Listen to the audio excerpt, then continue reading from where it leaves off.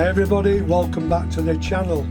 Now this video is another one in the vintage and classic cameras from the past, and it's all about an iconic 35mm SLR camera. A camera that people watching this video have probably heard of, and it's probably a camera that many of you will have used when you first started into 35mm photography. I certainly did. I bought my first one when I was about 24, 25, and it served me well for many years.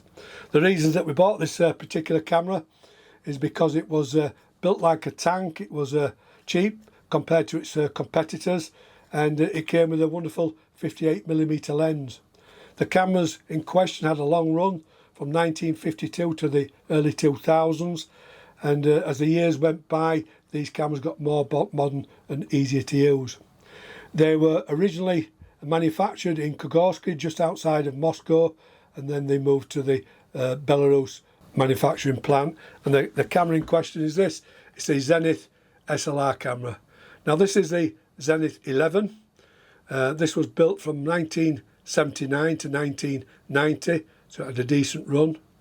And the camera that I used when I was in my early 20s was the Zenit EM. And it shows that progress was made on these cameras, because that camera, you had to wind the camera on before you could change the shutter speed. You had to lift the dial at the top to set the speed, and then when you was taking the light reading, you would compose with the lens wide open, and then before you take the picture you had to manually stop it down. But this camera automatically stops down. So they did get better as the years went by. So in this video I'm going to show you that you don't have to pay a fortune to get a decent SLR camera. I paid for this camera, I think I paid a premium. I paid about £68, but it was like new. It came in its original box with the instructions and its case. But I don't think £68 is a lot to ask for a camera that's got a lens like the Helios lens on it. An absolutely wonderful lens. So in this video I'm going to show you next a close-up of how this camera works. Then I'm going to go out and show you what this camera and this Helios lens is capable of producing. So let's take a closer look at it. Right, let's take a closer look at the Zenit 11. Now it's a very weighty camera. The lens does add weight to it, but it does feel solid, and it does instill a little bit of confidence using the camera. Now from the left hand side we've got the dial for setting the ISO, and if you notice when we set the ISO it alters it on this collar, the numbers going on that collar. And this is how we would use the selenium cell meter, which is there. The light going through there would move a needle in that window, and then you would move that outer dial so that pointer aligns on the top of the needle and read off the exposure and set your shutter speed and aperture to get the correct exposure. But as with all selenium cell meters, they do lose the sensitivity over years, and unfortunately this one has. So I can't use that meter in the camera. I have to use the Sunny 16 rule, guesstimate it, or use a light meter. Now we've got the standard cold shoe there, and then we have the shutter speed dial there. Now this runs from B 30th of a second, that's the flash sync speed, up to 1/500th of a second. So it's not a massive range, because you really can't hold this camera at 30th of a second, because the lens is a 58mm. You're probably going to get camera shake. So you've really got 60th of a second up to 500th. Now if you're out in bright conditions and you want to use wider apertures, you're not going to be able to with this camera, because you're going to run out of shutter speeds. So I would suggest, and I'll show you in the video how I do it, using an ND filter. This is an ND8, and it cuts out 3 stops of light, and it allows me to use the lens at wider apertures. But as I say, I'll show you that in the video. Now to rewind the film, this is a rewind crank there. Lift it up. You have to press down on the shutter button there, like that, and then turn it, and it presses on a collar there, and that releases this spool, and it allows you to wind it back, the film back into the cassette. And when you've done, you simply turn that back like that. Now this is your wind on lever. It's very nice action. You fire the shutter. It's a little bit noisy, but it does give a resounding clunk, and you know you've taken your picture. To put film in the camera, you would open the back using this, pull it up, open the back. It's standard really to most 35mm cameras of this era.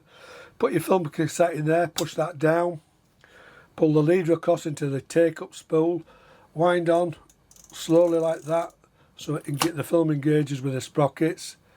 And if it's wound on okay, close the back, fire the shutter, and then just tighten it up a little bit. And when you wind on, I mean, it's not going to do in this case because I've no filming, but if it's correctly connected to the wind on there sprocket, that will turn at the same time. That will tell you that the film is winding on okay. Wind on a couple of times, and then set your film frame counter. It doesn't reset automatically on this camera. You have to do it manually. Looking at the back of the camera, very plain and simple. We've got this nice viewfinder window. The viewfinder on this is nice and bright. It's easy to look through even with glasses. There's nothing on the sides of the camera. The bottom of the camera, we can see it's made in the USSR. We have a couple of screws there and a couple there, and that just helps when you're standing the camera up, it's not scratching the bottom. And obviously removing those, you'll get access to the bottom of the camera. We have a standard tripod socket, and then on the front of the camera, this is for your sync cord for your flash. We've got a couple of eyelet straps either side, and this is the self timer. So if I wind the camera on, fire it off. It's quite noisy, but it does work. It fires the shutter.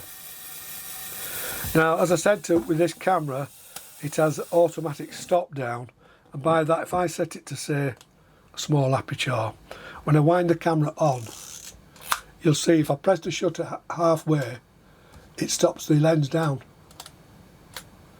So it acts as a depth of field preview, and if you're happy with that, you then another press and the shutter fires and the lens, the aperture opens wide again for viewing. So that's a bit better than the old Zenit EM that I had. You had to stop down the lens for each shot. So basically that is the camera. A beautifully well made camera, and I'm really looking forward now to going out and taking some pictures with it. But this lens is really the star of the show. It's the Helios 44M/4, this one. It's an f2 lens, as I say, it's 58mm. It's a beautiful lens. It unscrews, it's M42 mount, unscrews easily. So you've got literally hundreds of lenses that will fit this camera, not just the Helios lenses. There's absolutely loads, Pentax lenses, Zeiss lenses, all with the M42 mount will fit this camera. And the lens is beautifully made. We've got these lovely coloured settings for the aperture. This is your depth of field scale. So if you want to do zone focusing, say we set the scale to f11, and then we move turn it that way. I can't see what I'm doing. And then I move the lens, the infinity sign, up to the f11 mark there.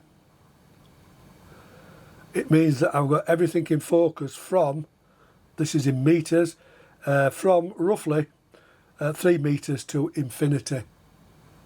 Or we could set it at a zone. So if we set it at 4 meters, there, f11, everything from 4 meters at f11 there, everything from 1.7 meters to 4 meters would be in focus. So that's very, very handy. Modern lenses don't seem to have this, but I think it's a great way of you can actually set these and just walk about. You don't have to focus. And at the back of this lens you can see that's the button that the camera presses to stop the lens down.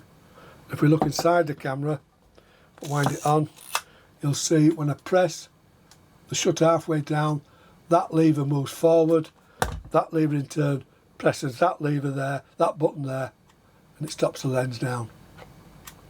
When you take the picture, the lever goes back, the lens opens to its full aperture.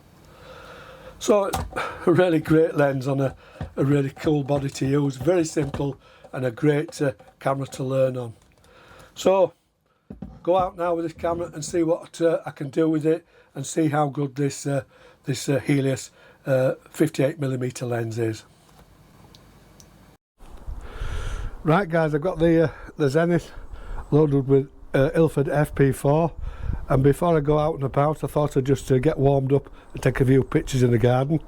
This is the first one I'm going to take, and it's of these lovely little daisy like plants, but I'm going to use the Helios lens virtually wide open, or between f2.8 or f2, see what shutter speed I get, and throw that lovely background of all these stems that are twisting in different directions. I think it could look quite well. So that's going to be the first picture. Take a couple more and then we'll move on. And I think I might go up to what they call Ilkley Moor and Ilkley itself and see what we can find there. Right, let's take this picture first.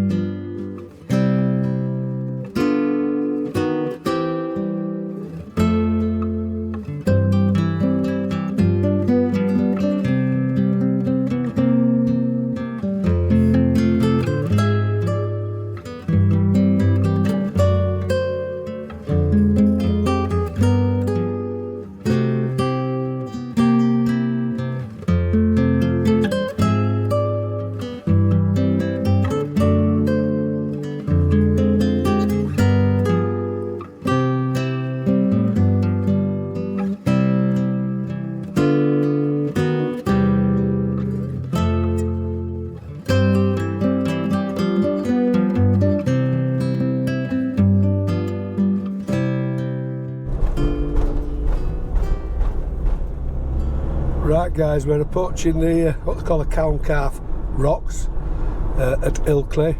It's on Ilkley Moor, and I just want to show you this wonderful view as we approach it. The whole landscape opens up dramatically. It's absolutely wonderful.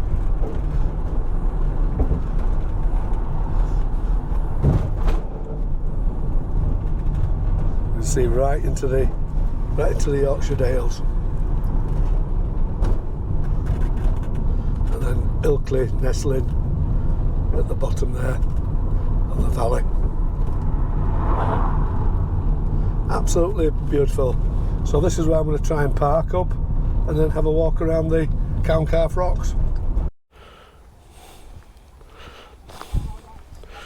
Right guys, we're here at the Cow and Calf rocks, and if we look at this big boulder here, that's the calf, and this is what we call the cow. As you can see, just up there, if you can see them, there's some guys rock climbing. Very popular area. It's actually come a lot brighter and a lot warmer than when I set off, so it's not the best of light for photography, although we've got some clouds breaking up a little bit, so that's not too bad. As I say, that's looking down into Ilkley at the bottom, across this valley here.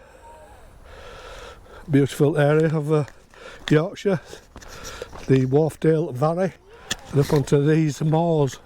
These moors, Ilkley Moor, there's Baildon Moor, there's Bingley Moor, etc. They're all part of a group of moors that they call the Romball Moor, and it encompasses some big moorland areas. So I've got to look now and see if I can find something for the pictures. I might take a picture of them rock climbing, give it a little bit of scale. Yeah, I think I will do. Get the camera out and take that.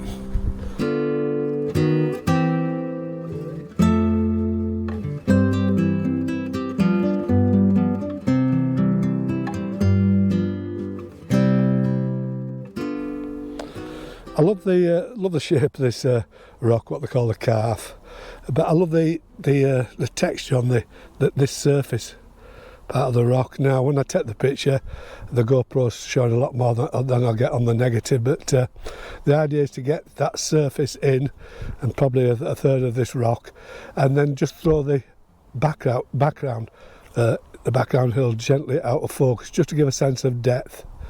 So that's the picture I'm going to take now, and hopefully it'll just give an idea of what size this rock is as compared to the background landscape.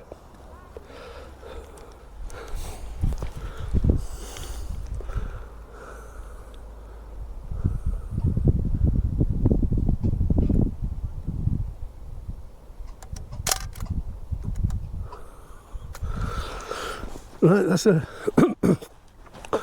first shot on them all. Or should I say, the second shot. It's really nice now, the light. Beautiful. There's a Calf hotel at the top there. So I think I'll walk along this path, walk around this big rock, and make my way up.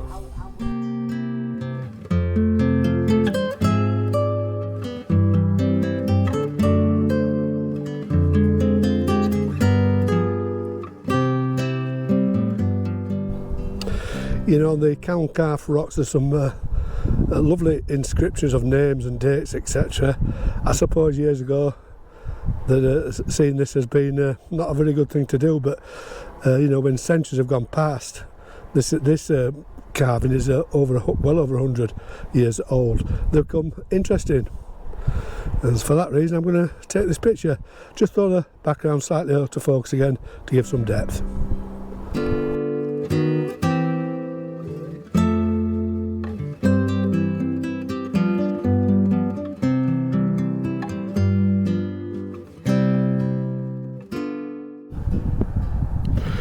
Right, I'm going to photograph this rock with the face of it there. It's got some nice texture on it, and they've got the Calf Hotel in the background, and I'm going to wait till the sun comes out and we'll sort of photograph it into the light and see how this Helios lens performs. And the only thing I've got, I'm going to get one vehicle, that van in, you can see it in the picture, but I can't do anything about that. So I'll wait till the sun comes fully out and then take the picture.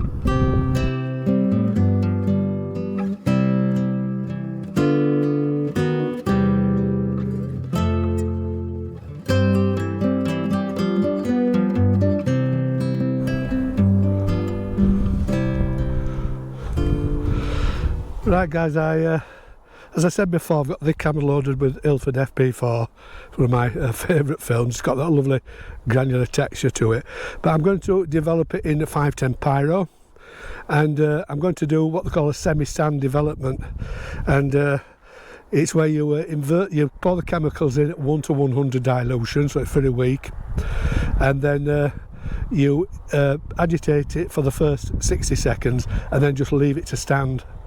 And then at the 10-minute mark give it one agitation, and then I'll leave it till 17 and a half minutes, and then stop it with when I'm using Pyro 510, I'll stop it with water, because it puts like a brown stain onto the negative, and that just helps with the contrast, and then fix it as normal. So that's I'm going to develop the negative.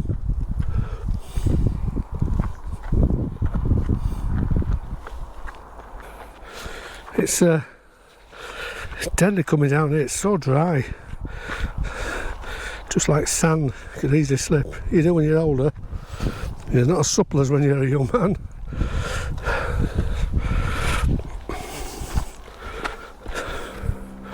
Made it.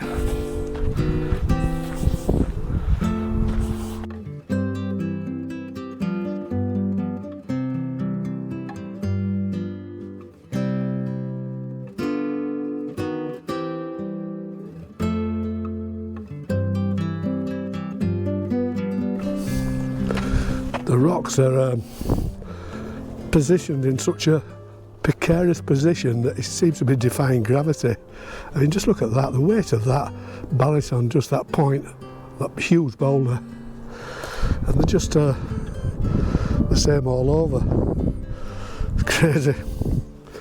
Now, when I'm saying I'm taking a light meter reading, I forgot my handheld light meter, and but I did fetch my Pentax LX to take some pictures with that. But I'm using this now as my light meter. It's very accurate, and I should get some good exposures.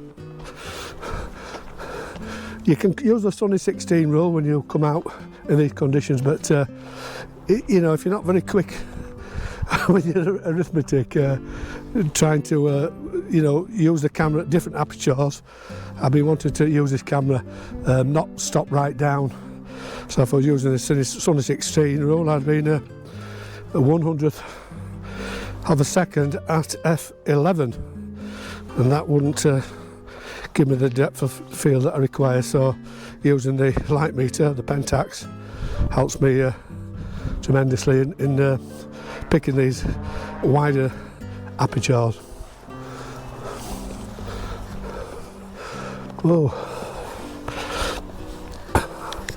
I'm trying to work my way up to the top there, and then we enter on the perimeter of the old quarry.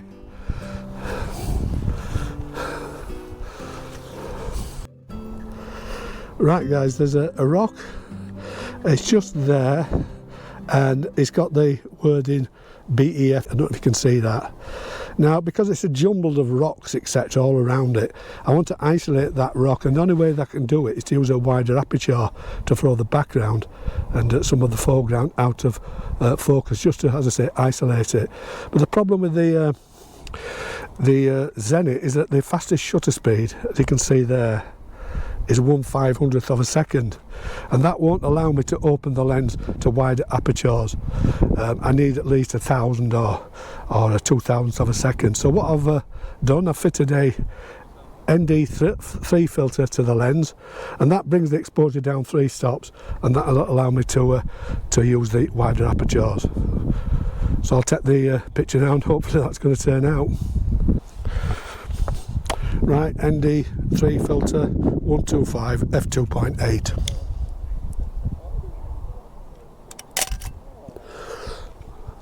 Hopefully that's going to turn out. But they're really handy to have when you've got slow shutter speeds. The ND filters, they allow you to have more control of your aperture. So with a camera like this, I'd always advise to carry one. And I think the ND3 is about right if you're using a film like FP4, you know, rated at 125 ASI or ISO.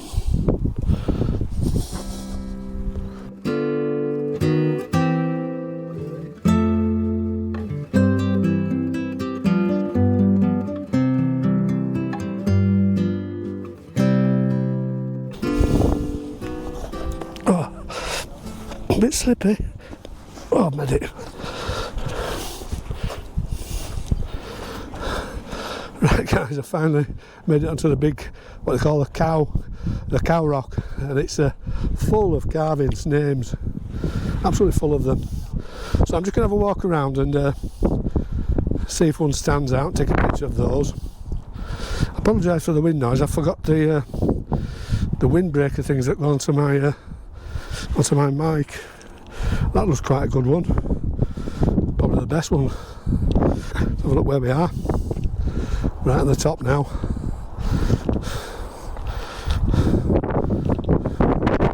Let's have a look down at the drop. Whoa, makes me go funny doing that. So as I say, I'm going to find one of the names to photograph, and then I'll just have a little walk around. I think I've got 3 or 4 exposures left. I'll just get them taken now, no more videoing, develop the film and hope they've all turned out. But I think by now you will have seen them, that they have turned out. So I've really enjoyed coming up here, wonderful place, look at the views, absolutely incredible.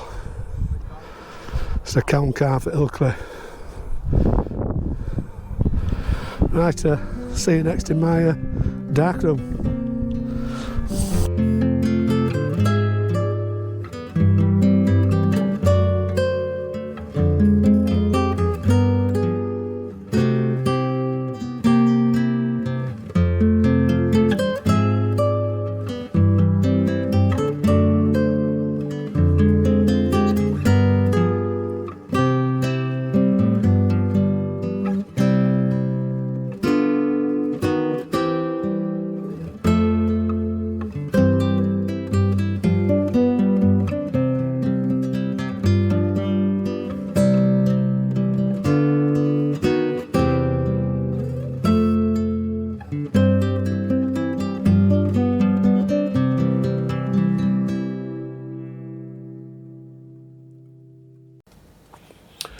So that's the Zenit 11 35mm SLR film camera. I really enjoyed using this camera on Ilkley Moor and taking pictures, and personally for me it brought back some fond memories because I bought my first 35mm camera in my early 20s, and that was a Zenit. I think it was the Zenit EM. So the old saying is true, what goes around comes around, because I'm now in my early 70s and I'm still using a Zenit camera. Now, if anybody came up to me and said they want to try 35mm film photography, what camera would I recommend? This would be high on the list, not because it's cheap to buy, not because it's got a wonderful Helios lens, because it's a fully mechanical camera. You have to learn about reading the lighting situations, transferring those readings onto this camera, onto the aperture, onto the shutter speed dial, winding the camera on, focusing, no autofocus with this camera, and taking your picture. It does teach you a lot about film photography. And the testament to this camera really is that hundreds of thousands of people worldwide started their journey into film photography using the Zenit camera. You can't get a better recommendation than that. The only thing with this, these earlier models, is the shutter speed range. It's really limited. It goes from B 30th of a second to 1/500th of a second. But as you saw in the video, there are workarounds. If you're shooting in very bright light and you want to use the lens at wider apertures, then you simply use an ND filter and that gets rid of that problem. Nothing's perfect, but these cameras are so cheap to buy, and if you ended up you didn't like film photography, you could use these as a doorstop, because believe me, they are heavy enough, and you won't have lost a fortune in the process. So all in all, a great camera that I would highly recommend.